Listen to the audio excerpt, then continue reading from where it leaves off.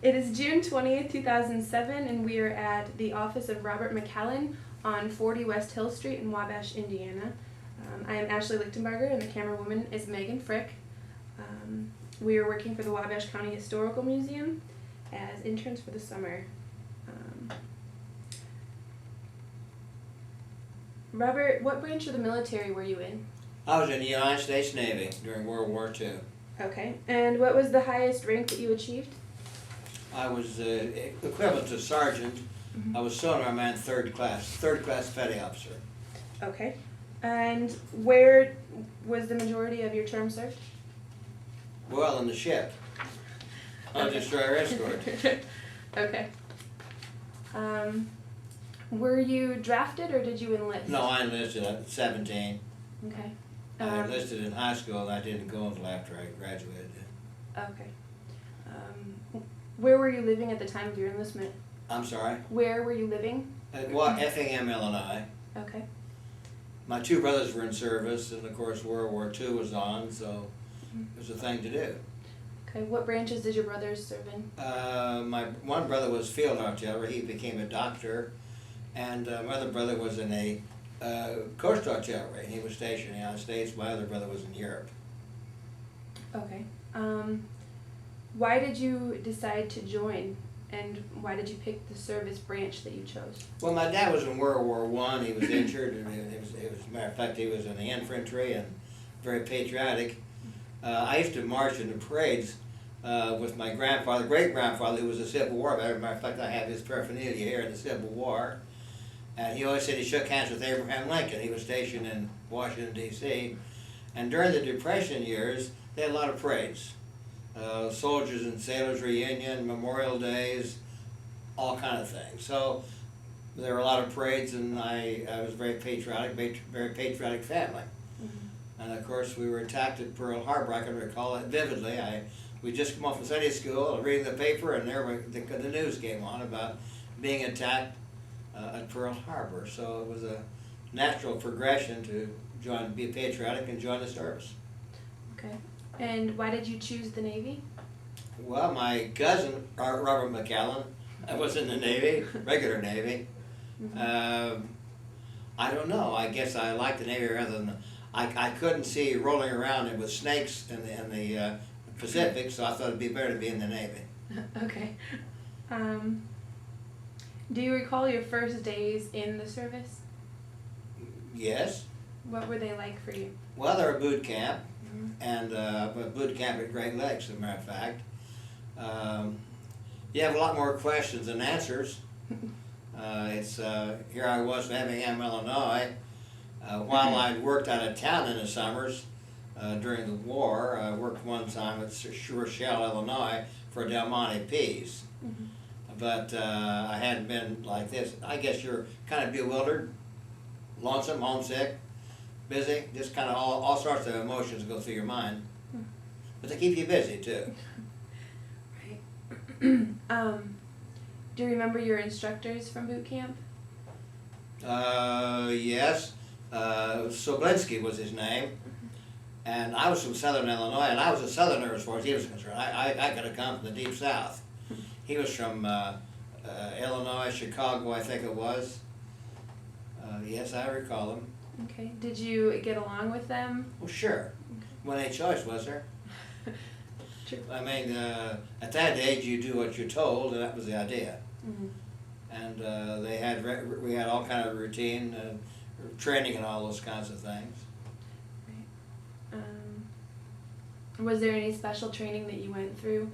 Yes, I did. I was in anti-submarine warfare, and I was sent down to Key West, Florida, to train on the old World War I submarines.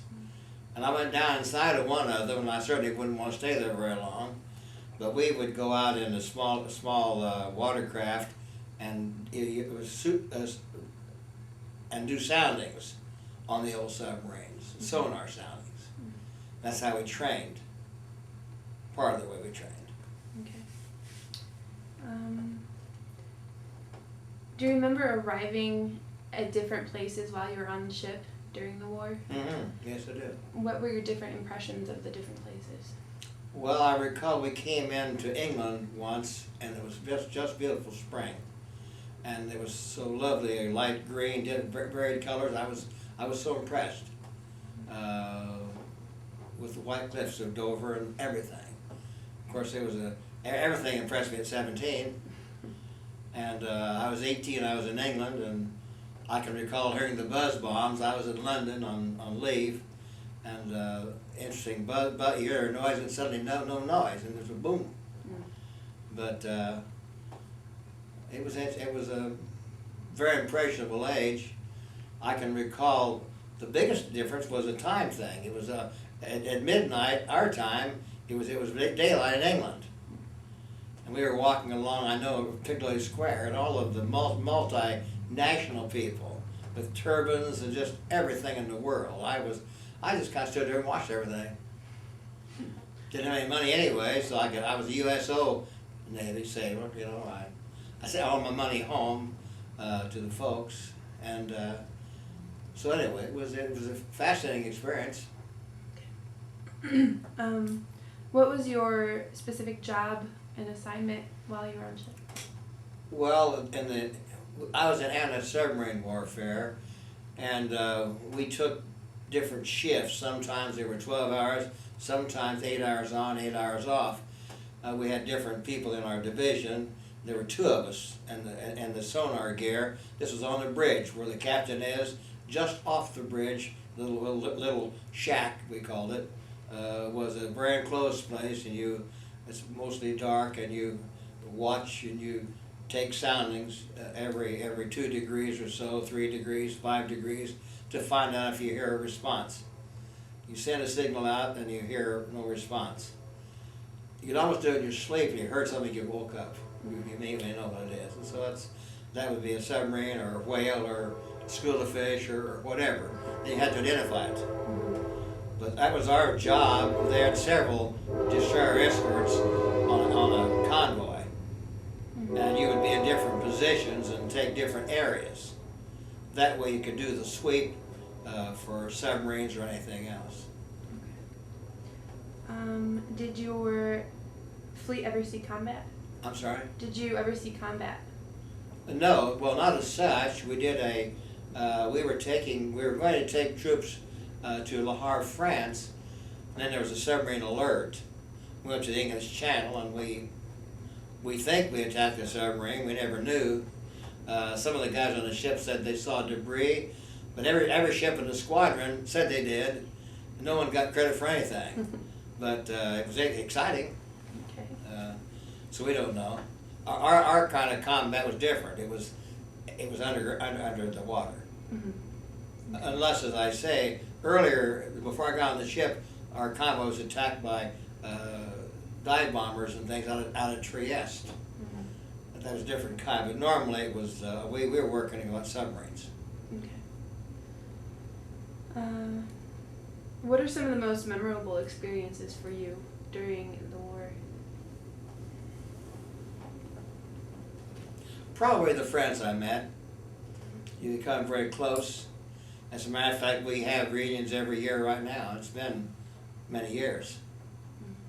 And there are 5 or 6 of us that are very close, like family. We speak with each other all the time, and one lives in Georgia. We go to his. We've had them here a couple of times in Wabash, and we get together all the time. We're very close. We find that we have a lot of the same social views. Interestingly enough, maybe from one lives in Georgia, one Delaware, one St. Louis, and we all kind of think about the same thing, which is, I'm not sure, good or bad. So we have the same kind of aspirations. We all wanted to go to college. I know I sat around talking to a young man who was seasick. He wanted to be a doctor or a surgeon, as a matter of fact. I told him I wanted to be a lawyer, and we were only, I was 18, I think, then. I was 19 in Japan, and who knows, I became a lawyer and he became a surgeon. Things kind of work out. Very good.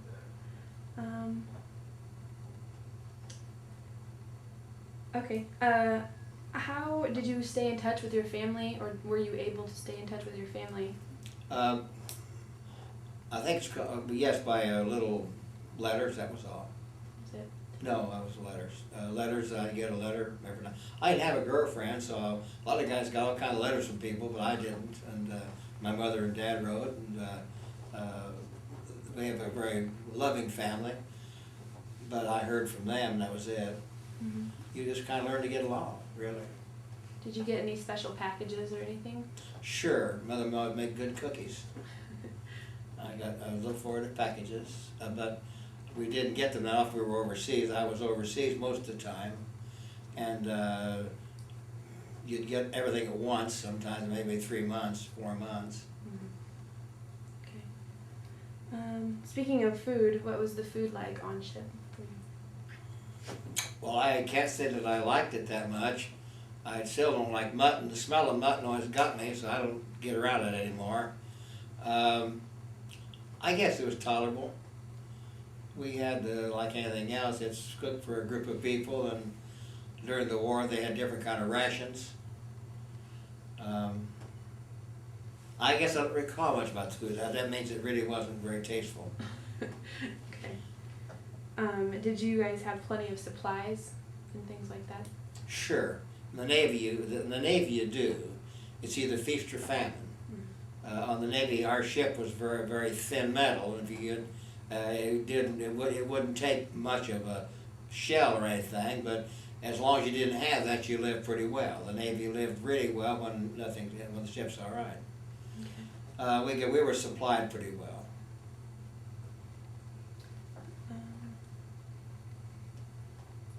Was there anything special that you did or that you had for good luck?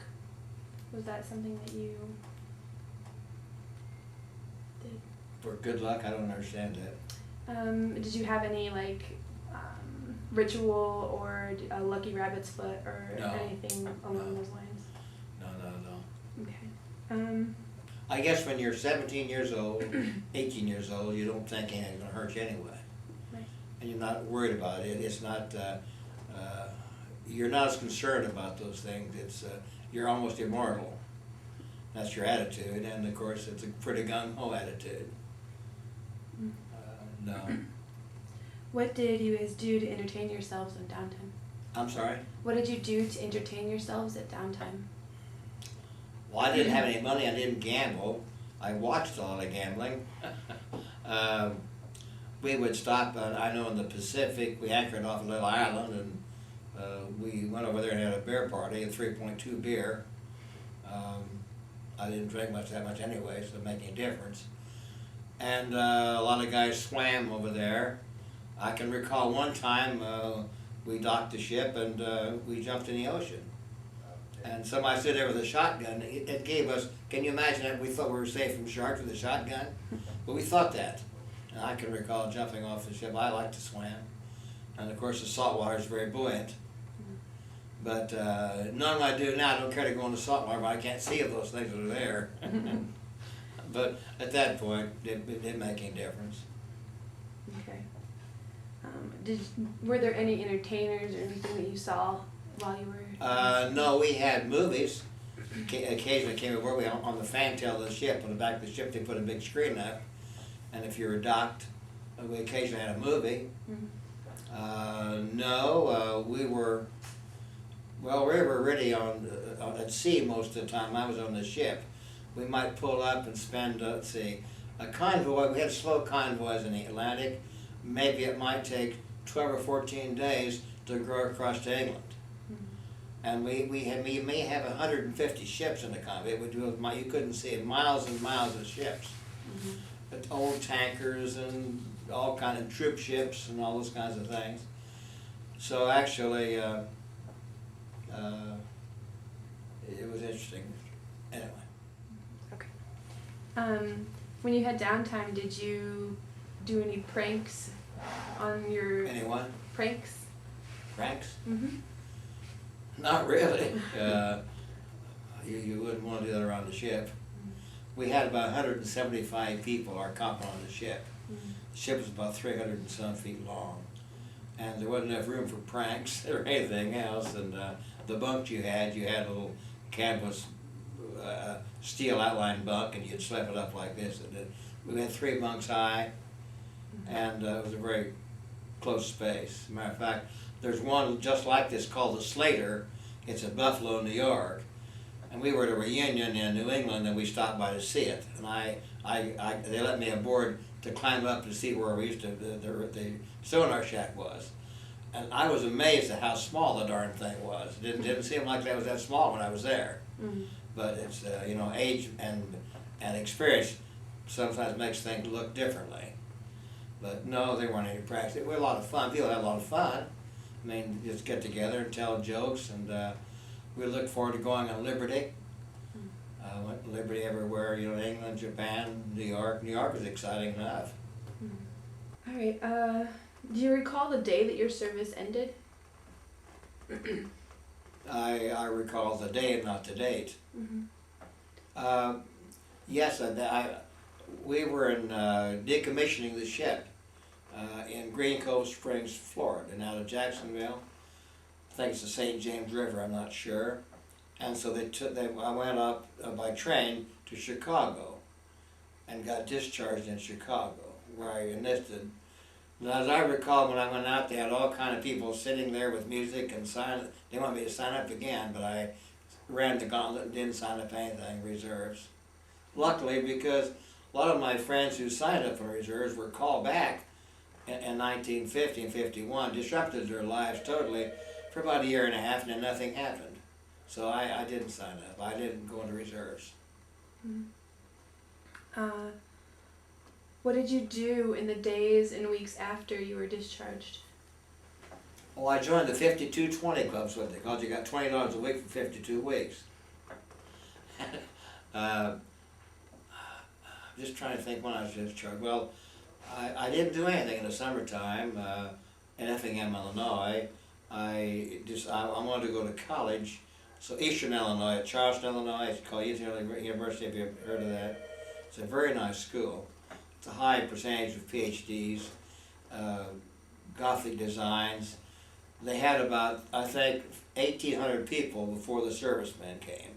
And that, of course, immediately popped up the population.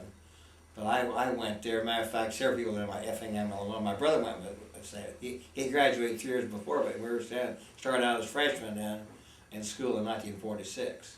Mm-hmm. So I guess I really didn't do much in the summertime. There wasn't much to do. When you went back to school, were you supported by the GI Bill? Yes, I was. Okay. I went through 5 years of college. It didn't support me completely, but I worked additionally. Mm-hmm. But it was certainly a wonderful situation. Is that how your brother did it as well? Yes, although he went to medical school, and my folks helped him. And that was okay. They could only help one of us, and he was older, and he went to the University of Illinois in Chicago to medical school. But pre-med, he was for the GI Bill. Okay. You talked about your close friendships and the relationships. I take it you keep those up today. Yes, we do. We probably talk to each other maybe once or twice a month.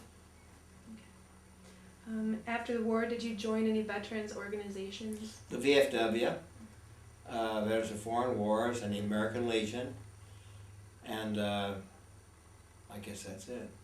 All right. Did you participate in the activities of those groups? I used to belong, and yes, I used to go to meetings and participate. I was yes, I did. Okay. What kind of things did the associations do? What were their activities outside of the regular? Well, just fraternal activities, generally speaking. They sometimes had, like the VFW here, I think they have maybe once a year they have a party or a get-together. Legion used to go to Lugan's Lake once a year, and they have different activities, that sort of thing. Okay. You said that you became a lawyer. What was your career like after? Well, I taught school at first. Okay. I got my degree from Indiana State. My wife and I met at school. Today's my 59th anniversary. Congratulations. And my wife and I met at college, and we were married in 1948. And then she became ill, and she was in Terre Haute visiting her mother. So I transferred over there because she was in the hospital. So matter of fact, back in those days, I got my transcript. I knocked on the president's door of the college and said, "I'm transferring." He said, "Okay." That's how simple it was. This is back in 1948. And so then I graduated from Indiana State, and I got my master's degree from there, and I taught at Springfield, Illinois, in grade and high school. And then I taught in South Carolina. I worked for the Easter Seals. I started my own program in special education, and I lived in Hartsville, South Carolina. Then I was acting director of the state for Easter Seals because the director was ill. I'd go around giving speeches and things like that. I was on Channel 3 TV out of Charlotte, North Carolina, and that sort of thing. And one day I said to my wife, we were out having a hot dog, so I tried to go to law school still. We had 2 children. She said, "Well, why don't you?" So she came up to school and enrolled me in school. At that time, she enrolled me and came back, and we sold what meager things we had. And so we had a car, 2 babies, and a little truck full of some furniture. Went to school, law school. The first time I'd been there, down Bloomington. And I got a job. I started working at 3 o'clock in the morning, cutting meat at Frosty's Food. And it was a job. I got $2 an hour, and who's going to watch you at 3 o'clock in the morning? So I still cut up chickens. So I worked there until about 6:30. Then I had a paper route on the campus. I delivered papers. And then I was a janitor at Ernie Pyle Memorial Hall. I was a janitor there in the morning. Then I went to school about 8:30. Between classes, I worked at the law library. At noon, I served tables at the Commons. And then in the afternoon, went to law school and worked in the law library. And an evening meal, I stayed there. I served as a waiter in the faculty food.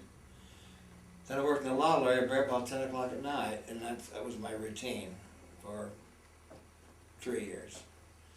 I got it about 2:25.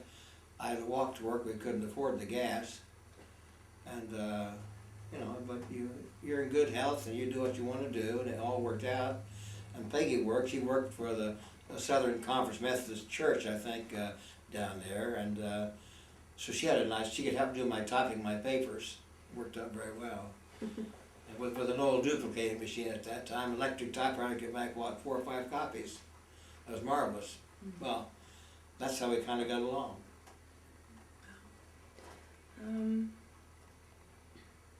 Okay. And you still practice law today? I'm sorry? You still practice law today? I can't practice law in Wabash because my son Bob is a judge. In Indiana, you can't practice before a person of second kinship, and which is a good thing. In other words, it would have to be. So that's fine. I've been doing a lot of business. I'm still in business doing things. I have business activities over in Ohio. I've done a lot of condominiums over in Ohio. I've done a lot of construction. I have the senior housing. I built that. Senior Town, Crestwood, own that. And things such as that. So I don't practice law as such anymore. Why did you end up moving to Wabash? I took municipal law, excuse me, and I liked it very much. The dean of the law school was a teacher, and the mayor, Robert Mitten, had just been a Democrat who had just elected, and he contacted the school because they needed a Democratic city attorney, one anybody in Wabash County. So the dean asked me if I wanted to come to Wabash. I wanted to practice law, and I said, sure, wherever I was. And so I came up and interviewed for the job, and I got a job with an attorney up here, and then eventually became city attorney. That's why I came to Wabash. Okay. And if you only wanted whatever it is, I'm good. That's helpful. So I had a lot of publicity, and I had the chance to run. I ran for judge. I knocked on doors. People knew me, and I ran for prosecutor. And it was just a good opportunity to become known. All right. Do you think that your military experience influenced your general opinions about war in the military? I suppose it does without knowing it. It's probably an unconscious type thing. Okay. And how do you think that your service and experiences during the war affected your life after? I guess I don't know. I hadn't thought about it. During a time when your country is attacked, you have a patriotic, and of course there was general patriotism back in rather than different wars. This in World War II, there was everybody's patriotic, and so you do because it's a feeling, and you do that. It's a thing to do, as opposed to different wars. But I don't know how it's affected me. I don't know. I think that I have no idea. I've thought about it. Okay. Are there other stories or things that you would like to add that we haven't discussed or talked about? No, it's been fun in Wabash. We have 5 children, 13 grandchildren, 9 great-grandchildren. We're a very close family. My son Brian manages the apartments. Bob, of course, is a judge. My daughter Paula lives in Wabash. And the other 2 daughters, one manages apartments for me in Warsaw and lives in Kosciuszko County. The other daughter comes helps me with Ohio investments. So it's just kind of nice having family around.